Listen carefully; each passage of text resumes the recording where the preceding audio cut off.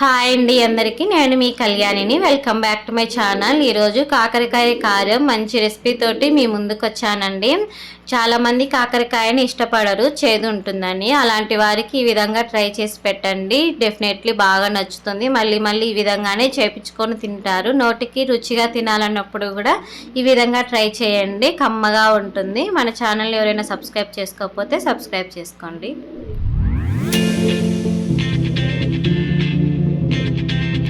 ముందుగా నేను కాకరకాయ కారంకి 1/2 కిలో కాకరకాయలు తీసుకుంటున్నానండి. వాటిని శుభ్రంగా కడిగి ఈ విధంగా లైట్గా పైన తోలు ఈ విధంగా తీసేయండి.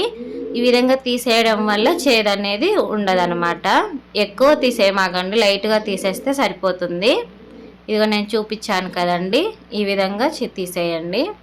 ఇప్పుడు వీటిని అటు సైడ్ ఇటు సైడ్ కట్ చేసి అడ్జస్ట్డం ఇలా చిన్న చిన్న ముక్కలుగా కట్ చేసుకోండి.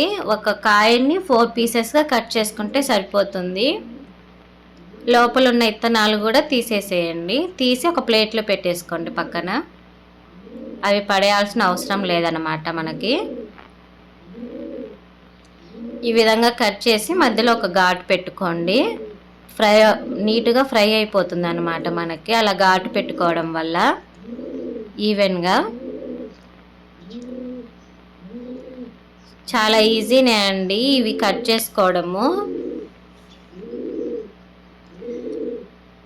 మనము కొన్ని టేస్ట్లు ఎంజాయ్ చేయాలి అన్నప్పుడు ఇలా కొంచెము టైం అనేది స్పెండ్ చేయాలన్నమాట వంటగదిలో. అప్పుడే మనకి టేస్ట్ అనేది ఎంజాయ్ చేస్తూ ఉంటాము.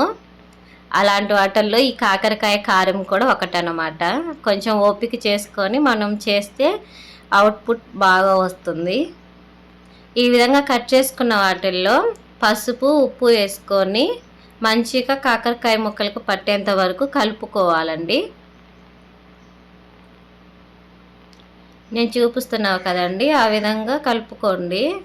నేను తీసుకునే అన్ని ఫుల్గా ఉన్నాయి బౌల్లో, అందుకని ఈ విధంగా కలుపుకుంటున్నాను అన్నమాట.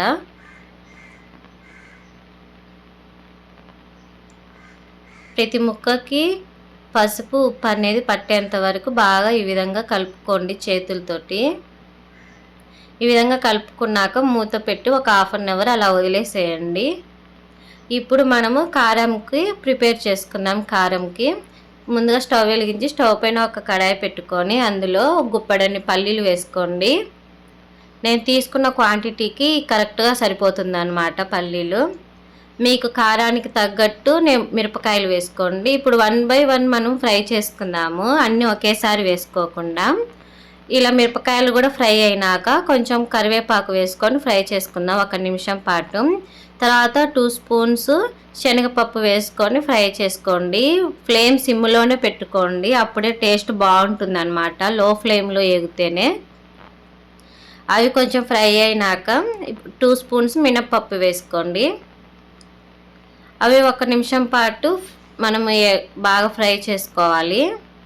వాటి తర్వాత 1 స్పూన్ జీలకర్ర వేసుకొని 2 స్పూన్స్ తెల్ల నువ్వులు వేసుకోండి. తెల్ల నువ్వులు వేసుకోవడం వల్ల టేస్ట్ బాగుంటుంది, అలానే మనకి హెల్త్కి కూడా చాలా మంచిది.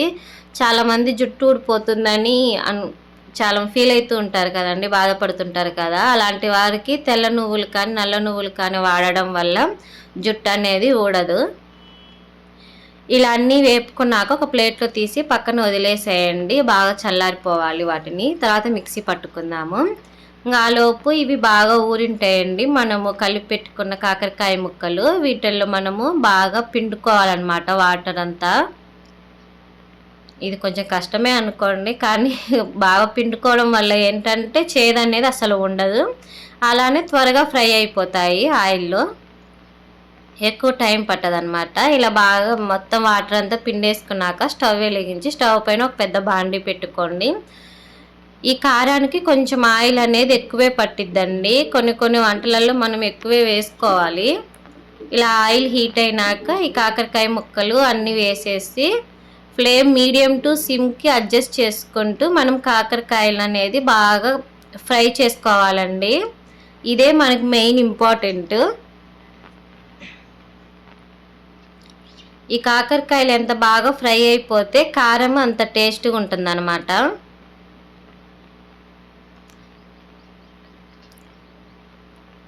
ఇప్పుడు మూత పెట్టి మనం మగ్గించుకుంటూ ఉందామండి. ఇప్పుడు ఈ కారంకి మిక్సీ పట్టుకోవాలి కదండి. ఇవన్నీ పప్పులన్నీ మిక్సీ జార్లో వేసుకొని 2 స్పూన్స్ నేను కొబ్బరి పొడి వేసుకుంటున్నాను. మీ కాడ కొబ్బరి పొడి లేకపోతే 1 ఇంచు కొబ్బరి వేసుకొని ఒక 10 దాకా తెల్లవాయి వెల్లుల్లి వేసుకొని ఇట్లా మిక్సీ పట్టుకోవాలండి. తగినంత సాల్ట్ వేసుకొని మిక్సీ పట్టి పక్కన పెట్టేసుకోండి. ఇప్పుడు కాకరకాయలని ఇవి ఫ్రై అవ్వడానికి ఒక 1/2 అవర్ అన్నా పట్టిద్దండి మనకి. ఇవి మధ్య మధ్యలో కలుపుకుంటూ మంచిగా ఫ్రై చేసుకోవాలి గోల్డెన్ కలర్లోకి వచ్చేంత వరకు.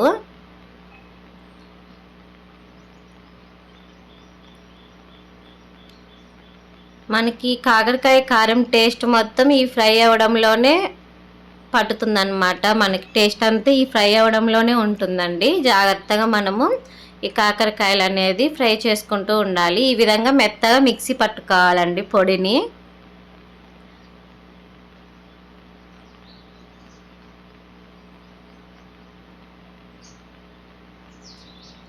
ఈ విధంగా మధ్య మధ్యలో కలుపుకుంటూ కాకరకాయలు అనేది బాగా ఫ్రై చేసుకోవాలి. ఈ విధంగా ఫ్రై అయిపోయినాక కారం మొత్తం వేసుకొని ఫ్లేమ్ సిమ్లో పెట్టుకొనే కారం వేసుకోవాలండి. లేకపోతే కారం అనేది మాడిపోతుంది అన్నమాట. ఇప్పుడు సిమ్లో పెట్టుకొని ఒక 2 మినిట్స్ మనము కారం మొత్తం ముక్కలకి పట్టేంత వరకు ఈ విధంగా కలుపుకుంటే సరిపోతుంది.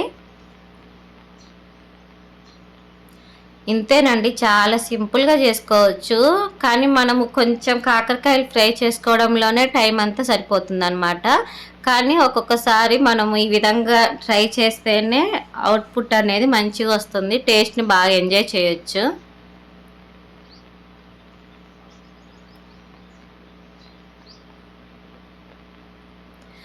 బాగా ముక్కలకి పట్టేంత వరకు మనము సిమ్లో పెట్టుకొని ఈ విధంగా కలుపుకోవాలండి.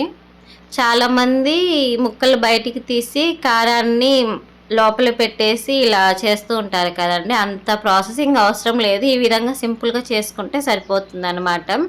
ఈ విధంగా ఒకసారి ట్రై చేయండి, డెఫినెట్లీ బాగా నచ్చుతుంది. నా వీడియో కనుక నచ్చితే like and share, subscribe please.